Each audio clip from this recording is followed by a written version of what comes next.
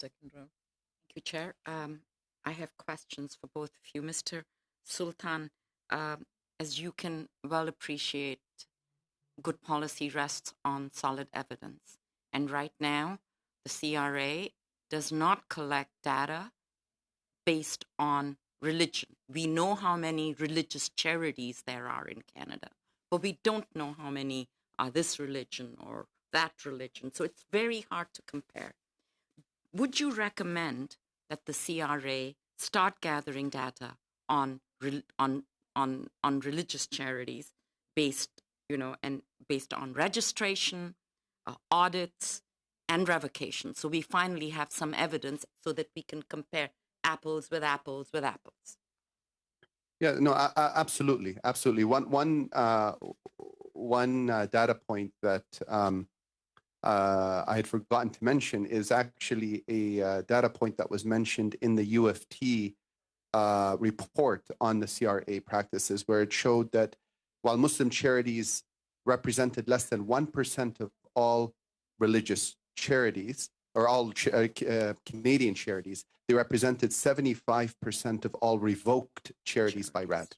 So we have that that piece of information. But absolutely, just like law enforcement agencies are asked to present race-based data, the CRA needs to be able to produce religious data, and it should be able to provide the different data about the different demographics and the different types of charities that it audits, and the different consequences for those audits. And the public should know. The public should know who gets audited by the RAD division and who gets audited by the regular CRA division, and what types of charities and how they're being treated.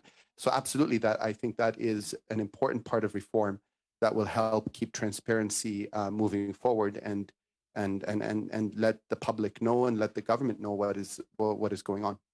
So it would be sort of a proxy of what we normally call disaggregated data, but in this case, it would be disaggregated data by religion.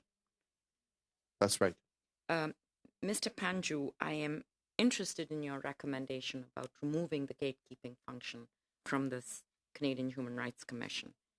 If that is to be implemented, the gatekeeping function would not just apply to Muslim workers, but to all workers.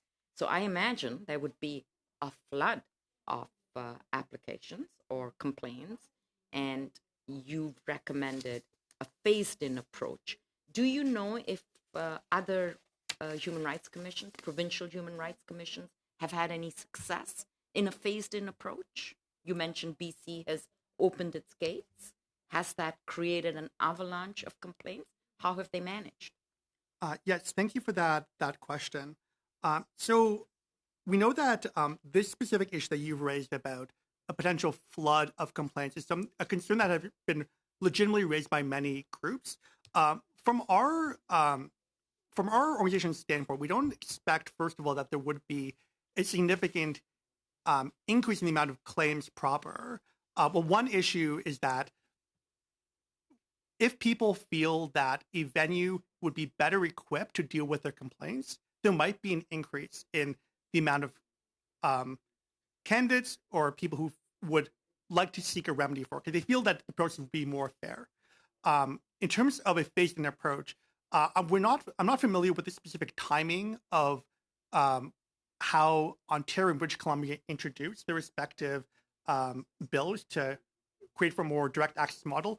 What I do know is that the Laforêt report was introduced in 2000, and the respective bills for Ontario and British Columbia came a couple of years later.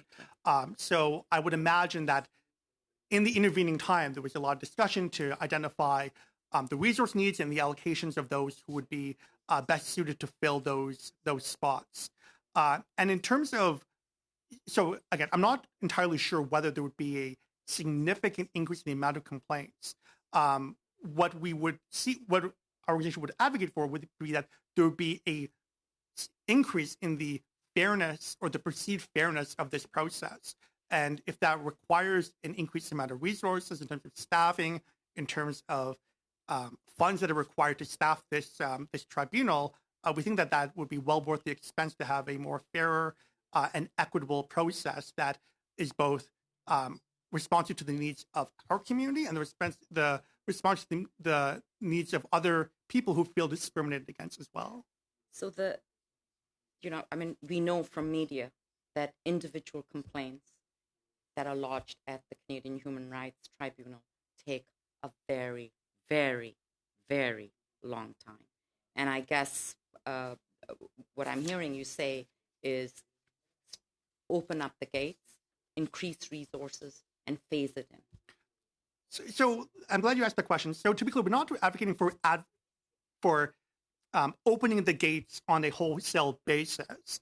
There are requirements in the Canadian Human Rights Act that identify when a human rights claim may advance and when it may not. There's certain provisions there in section, I believe it's 40 and 41 of the Canadian Human Rights Act that provide some guidance on the parameters in which a claim may be legitimate, and there's some defense there as well. So we're not advocating for allowing all claims to simply to be accepted from the tribunal. What we're simply asking for is for the determination of this gatekeeping role to be shifted from the commission making this determination to instead having the tribunal, a tribunal member with legal expertise, with the cultural competence and the ability to assess these claims to make those decisions. I understand now the difference. The Canadian Human Rights Commission, does its work based on the complaints it receives. Is it open to, and I'm not sure about this, is it open to, or does it do systemic reviews when they see a flood of complaints from one kind of discrimination? Are they authorized to do a systemic review? That's a good question. So to be clear, I'm not sure about the answer. I believe there's representatives from the commission who may be testifying immediately after me, or later. They might be better suited to provide you with an answer. What I can tell you is that there is a lack of statistical data about many of the issues that we've been speaking about today, and also during the balance of the hearings that you've been convening over. We have a lot of anecdotal evidence in terms of Islamophobia in the workplace and Islamophobia generally. But in terms of preparing for today's consultation and meeting with our members, there's a lack of data that kind of impedes the ability of policymakers to make informed decisions. And I think part of this is based on the lack of intersectionality, like I was talking about before. So as you know, in the human rights legislation, there's 4 particular groups that are focused on in terms of in terms of addressing discrimination. So one of the groups is women, one of the groups are Indigenous people, there's people with disabilities, and then there's persons of color, which is the last one. But there's not a specific, first, it's not a specific area to address Islamophobia. I think that's captured under the persons of color ground. But furthermore, the fact that these 4 areas are separated as such, from our understanding, results in data that's collected sometimes be missing the intersectional aspect. Mm-hmm. So there may be information about the discrimination that's faced by people who are Black, and there may be data about people who are women, but there isn't as much information about the Black women, which, as I mentioned, are the group that are more discriminated against than the other 2 groups. So again, I think a more considered data collection exercise, whether it's by the commission, whether it's by another body, we think that data is needed in order to make informed policy and laws as well.